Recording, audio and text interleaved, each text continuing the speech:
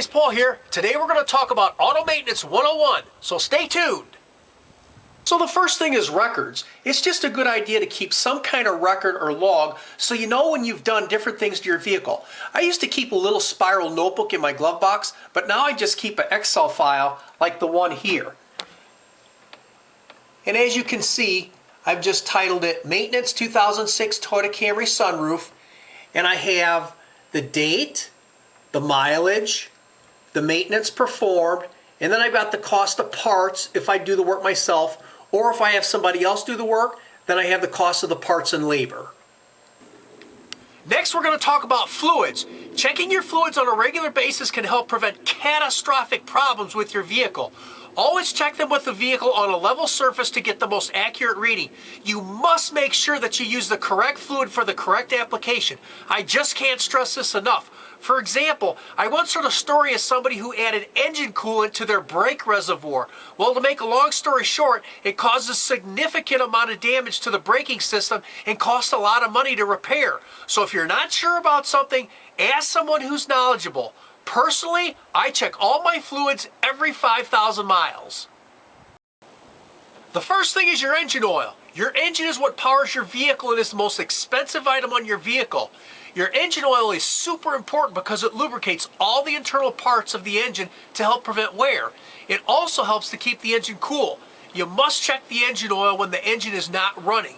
If the engine was running, wait at least 15 minutes after turning the engine off to get the most accurate reading. Take the dipstick out, wipe it clean, reinsert it all the way back in until it stops, pull it back out, and check to see where the oil shows on the markings on the end of the dipstick. If the oil is low, remove the oil filler cap, which is usually somewhere on top of the engine by the dipstick.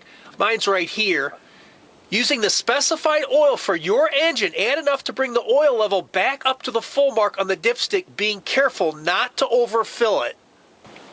Be sure to change your engine oil and the engine oil filter on a regular mileage interval, which typically is every 3,000 miles if you're using conventional motor oil.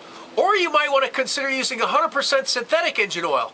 Some are good for as many as 25,000 miles before they need to be changed. And in the long run, it'll actually save you time and money with your engine oil changes. Next is your transmission oil. Your transmission basically transfers the power from your engine to the wheels of your vehicle and is the second most expensive item on your vehicle. Your transmission oil is super important because it lubricates all the internal parts of the transmission to help prevent wear. It also helps to keep the transmission cool. If you have a manual transmission, then you'll need to unscrew some kind of plug or cap and check the oil level with the engine turned off. If you have an automatic transmission, then you'll need to check it while the engine's running. The best time to check it is after driving it when it's warmed up. If you do decide to check it cold or after you've already turned it off, start the vehicle, put your foot on the brake, and move the drive shift lever slowly through each gear position. Reverse, neutral, drive, third, second, and now back, third, drive, neutral, reverse, and back into park. This will circulate the transmission oil to give you the most accurate reading.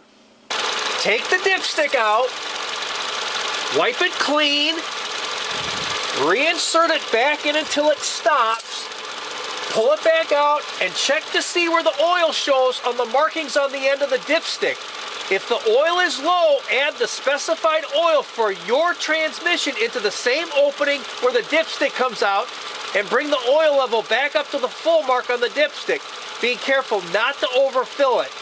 You'll need to get a funnel that'll allow you to insert the end of the funnel inside the filler neck of the dipstick holder. This is the one that I use. Be sure to change your transmission oil and any filter required to be changed on a regular mileage interval, which typically is every 30,000 miles if you're using conventional transmission oil. Or you might want to consider using 100% synthetic transmission oil. Some are good for as many as 100,000 miles before they need to be changed, and in the long run it'll actually save you time and money with your transmission oil changes. Another big caveat here is make sure when you change your transmission oil that you always do a transmission oil flush. Otherwise, you'll have a lot of old transmission oil left in the transmission, and trust me, that's not what you want.